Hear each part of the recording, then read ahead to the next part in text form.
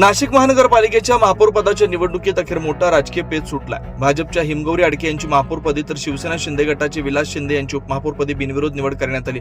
गेल्या अनेक दिवसांपासून नाशिकमध्ये भाजप आणि शिवसेना शिंदे गटात महापौर उपमहापौर पदावरून जोरदार चुरस पाहायला मिळत होती। युती होणार की नाही, कोण महापौर होणार यावरून राजकीय वर्तुळात मोठी अनिश्चितता निर्माण झाली होती।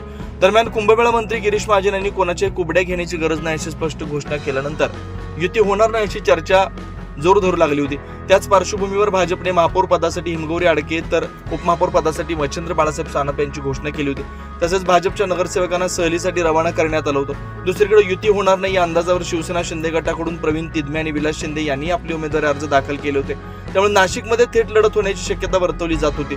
मात्र काल रात्री उशिरा मुख्यमंत्री देवेंद्र फडणवीस आणि उपमुख्यमंत्री एकनाथ शिंदे यांच्यात झालेल्या महत्त्वपूर्ण बैठकीनंतर चित्र पूर्णपणे बदललं।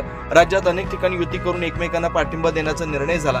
त्याच निर्णयानुसार पुढे होणाऱ्या नाशिक कुंभमेळ्याच्या पार्श्वभूमीवर कोणताही राजकीय विरोध नको या भूमिकेतून नाशिकमध्ये युती कायम ठेवण्याचा निर्णय घेण्यात आला। यानुसार नाशिकचे उपमहापौर पद शिवसेना शिंदे गटाला देण्यात आलं। त्यानंतर महापौर पदासाठी अर्ज दाखल केलेल्या सीमा पवार तसेच उपमहापौर पदासाठी अर्ज दाखल केलेल्या प्रवीण तिदमे, मच्छिंद्र सानप आणि राहुल दिवे यांनी आपले उमेदवारी अर्ज माघार घेतले।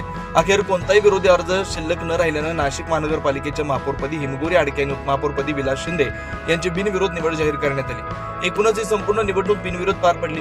महिला महापौर म्हणून हिमगौरी अडके आणि उपमहापौर म्हणून विलास शिंदे यांच्या निवडीमुळे येणारा कुंभमेळा हा भाजप शिवसेना युतीतूनच पार पडणार असून नाशिकच्या राजकारणात सध्या तरी विरोधाचे सूर मावळल्याचे चित्र स्पष्टपणे दिसून येतं। 9 न्यूज महाराष्ट्रासाठी प्रतिनिधी इसाक कुरेशीसह अनिल केदारे, नाशिक।